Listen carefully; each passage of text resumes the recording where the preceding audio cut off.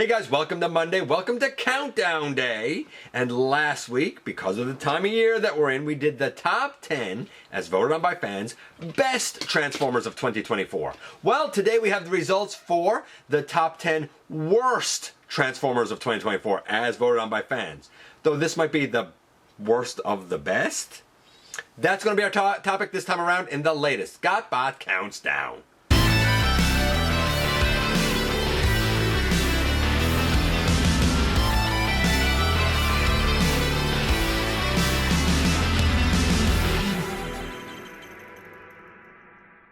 Hey, one hail, welcome back to the channel. I'm your host, your most humble of hosts, Dennis Moulton, aka GotBot. As always, please like, comment, share, of course, subscribe, and while you are at it, light 'em up, baby. Hit that notification bell, please. It helps me out a ton, let you know when content of all sorts goes up here on the channel. Check out Machinery of Man, The Everything Factor, all the groups that I'm either a mod or an admin for, as well as all of my social media links. All of that's in the description down below.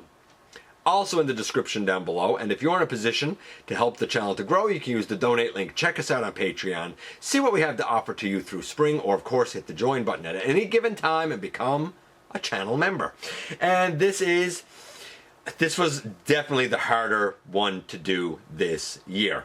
A lot of people had a lot to say about the best of 2024.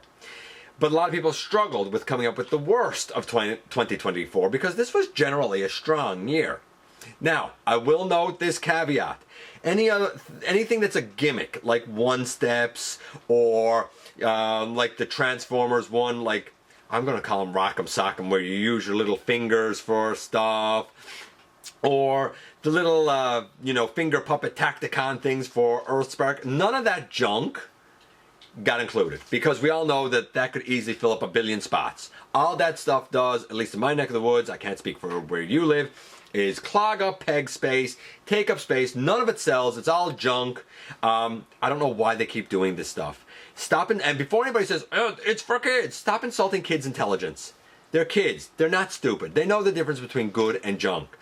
Give them things that they can engage with, that they can get creative with, that they can actually play with, other than some gimmicky trash. Gimmicky trash doesn't last a long time. And I don't mean in terms of quality. I just mean the interest doesn't last a long time. So, this would include Legacy United. This would include whatever came out in 2024 for Studio Series, for Studio Series 86, for Masterpiece, for third party. It had to be released in 2024. There are 0 honorable mentions this time around. So what we're going to do as we always do and jump right in and kick things off with number 10 first. Kicking us off at number 10, we have this guy, Bumblebee movie, Skywarp. And it is obviously a studio series. And I'm surprised this guy's on it. I have this mold as, it's my custom Liege Maximo, but it's the Armada thrust. It's the green thrust that was done with this mold. We know that there was a Starscream done, there was also a Thundercracker done. And here's the thing, I get it, weird Cybertronian modes, weird Cybertronian Tetrajet mode and stuff, but you know what, the articulation is astonishingly good. The transformation is super smooth, which you really wouldn't think. So I was surprised when Skywarp landed on the list. So I asked people, why Skywarp? And I didn't get many answers back, so I really am a little bit baffled why he's on the list. What I did get back, though, was because his look is off. Yes, it is Tetrajet. Yes, it is that weird Bumblebee, I guess, Seeker mold. But the guy is way more gray than black. Only for the purple highlights, I would never, ever know that this is Skywarp. He's just too unrecognizable. And maybe there's an argument for that. Maybe they're right. Maybe he is unrecognizable. Enough fans feel that way that Bumblebee Skywarp was able to take the number 10 slot. Coming in at number 9, we have this guy. It's the Gamer Edition Soldier. And, I know the Barricade mold. I get it. It looks great. The Soldier looks great. I think it looks a lot like Master Chief from Halo myself. But the Soldier looks great. In alt mode, the Soldier looks great. The transformation is even pretty good, but the problem is that the robot mode is just atrocious. The bulkiness really hinders the articulation, cannot pull off very many poses at all, can barely bend a knee, can barely bend an elbow. I mean, there's a reason that this mold is cannon fodder. And while it's supposed to be an army builder, how many people would want to army build a terrible mold? That's what voters said. And I can't argue with them after experiencing Barricade. The Gamer Edition Decepticon War for Cybertron Fall of Cybertron Soldier takes the number 9 slot. Coming in at number 8 really surprised me because it's this character. That's right, it is Legacy United Slipstream. And I'm shocked that this is on worse because, as I recall, a lot of people loved the Windblade. But what people said is they didn't feel like the Windblade mold translated well into being Slipstream. I don't know about that. I think it translated pretty darn well, considering the previous Slipstreams that we've had were either like Takara based or they were BotCon exclusive or some such thing as that. For a mainline iteration of Slipstream, all we've had is gimmicky junk nonsense. This is the first decent mainline Slipstream that we've had. And some people said, I wish she was bigger because she's a Seeker. I would like for her to scale better with my Earthrise Seekers. I understand that criticism. In fact, that's one of the reasons that I opted to keep my BotCon Transformers Prime First Edition mold. Because when you straighten her up, her height is pretty much the same height as the Earthrise Seekers. A lot less bulk, of course. This one is smaller because it is a deluxe. Nevertheless, perhaps being feminine, it's okay for her to be on a smaller frame and a deluxe. That is just me waxing philosophically. Maybe I'm 100% wrong. A lot of people say that they would like to see a full Earthrise Voyager version of her. I can't argue with that. Personally, I would want a Siege Seeker Voyager version of her because I think that's the superior mold. But those are years ago now. Slipstream. We waited years and years and years to have her, and she's using a very popular mold with the Windblade mold, but for whatever reason, fans didn't think it translated well to the character, and she lands at the number 8 slot for worst offering of 2024. Coming in at number 7, we have this guy. Studio Series 112 Optimus Prime. And I agree with this. This thing is not good compared to the main line. And it's not good for a couple of reasons. One, people say during the transformation, when you're trying to peg in the hands, they simply do not peg in. It's not a solid truck mode. As well, why is this like a previously yellowed gray being what they used? He didn't look like that in the film. Why did they use that here? Some people said that the body didn't seem big enough to be Optimus. It's a deluxe. It seemed like the same body size as when he was still Orion Pax. They should have put an Orion Pax head on this instead of Optimus, and they should have waited to do a better Voyager class Optimus later on. Perhaps all of that is true. And people said that they find the movement of, I'll say, the waist skirt very cumbersome. The legs forward motion very cumbersome and clunky. I feel, as did a lot of the voters, that this was not only designed by concept art, but that it was rushed to market to try and match the movie. And in rushing it to market, it suffered because of it. I don't think I can argue with any of that. Studio Series 112 Transformers 1 Optimus Prime deserved better. And for that reason, for worst of 2024, he takes the number 7 slot. Coming in at number 6, we have Studio Series, I think it's 114, Transformers 1 Megatron.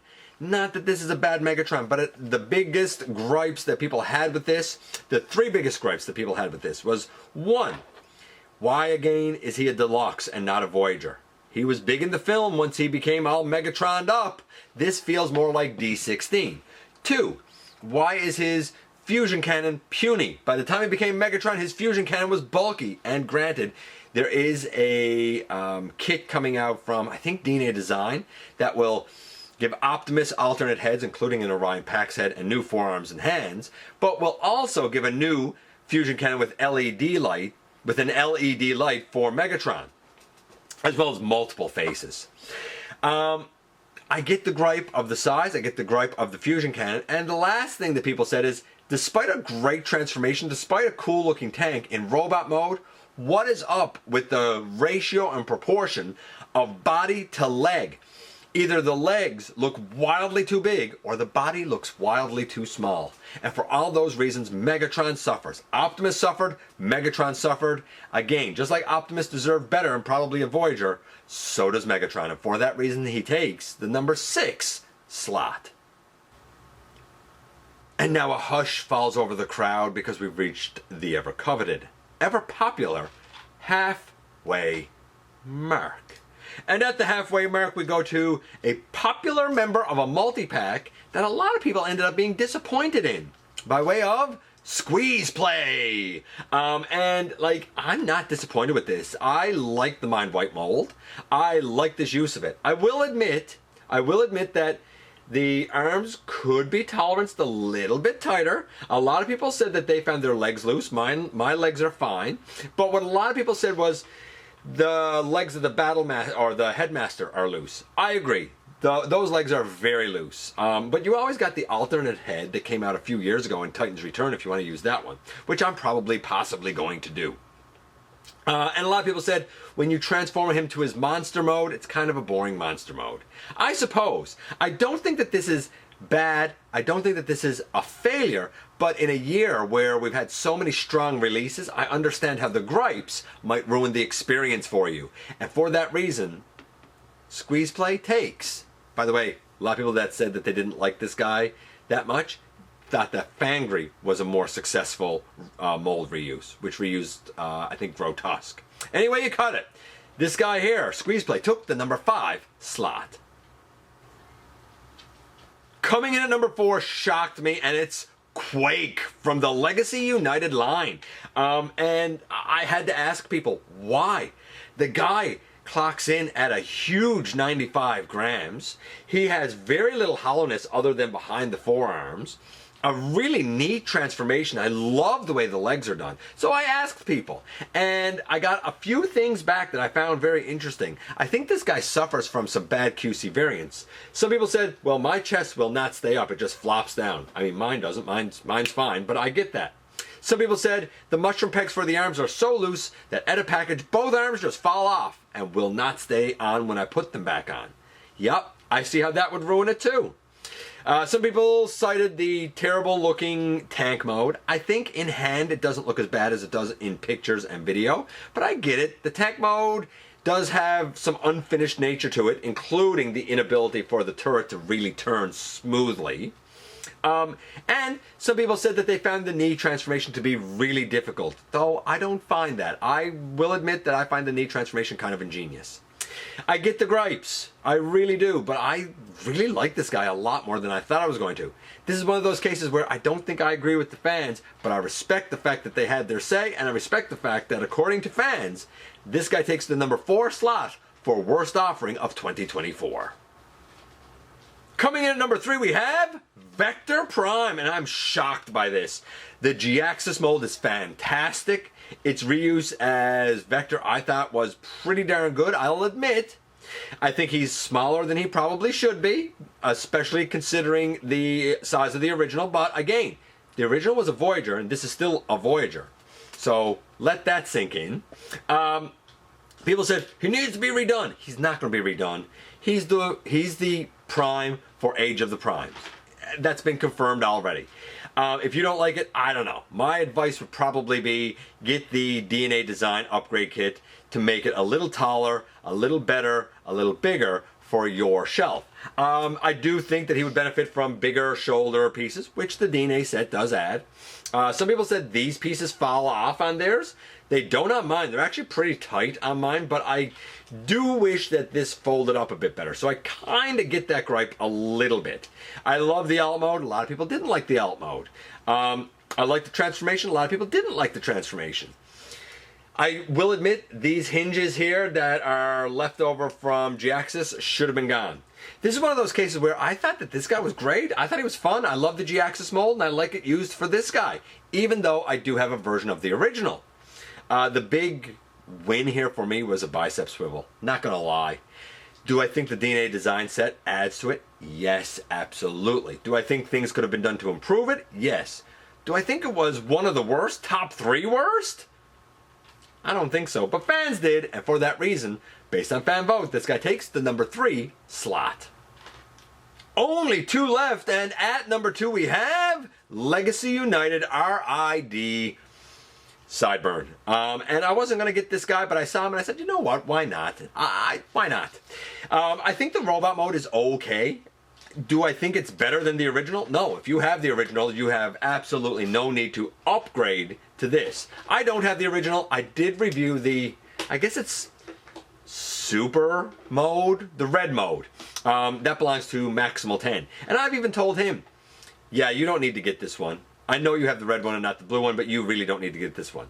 The transformation, it was a bit finicky on the original, bit finicky here. Here's the difference. The resulting alt mode of the original looks like the cartoon. It looks like the alt mode. The resulting alt mode here, if anything, looks closer to what we should probably have for Shadow Striker, even though it's not perfect for Shadow Striker either.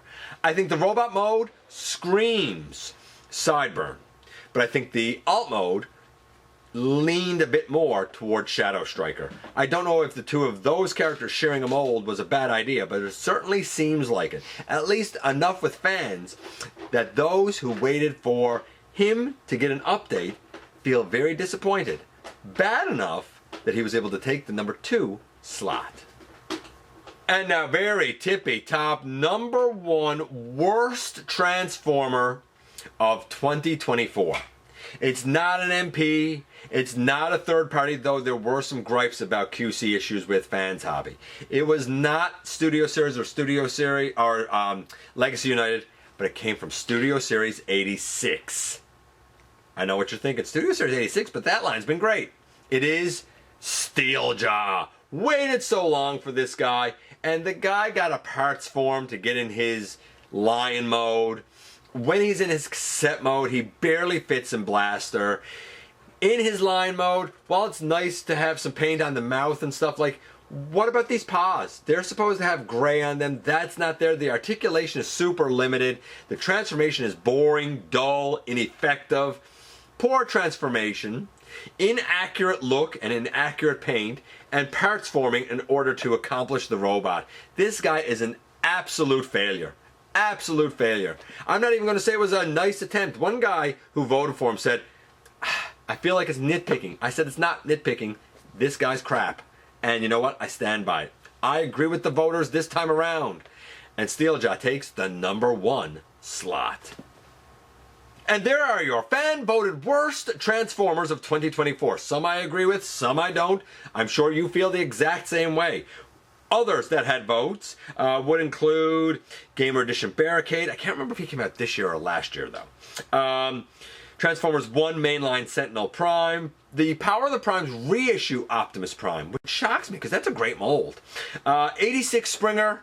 And the reason the people voted for 86 Springer was twofold. They said he is not leader class. If you take the few little doodads out, which I explained as well in my review of him, he is explicitly a Voyager.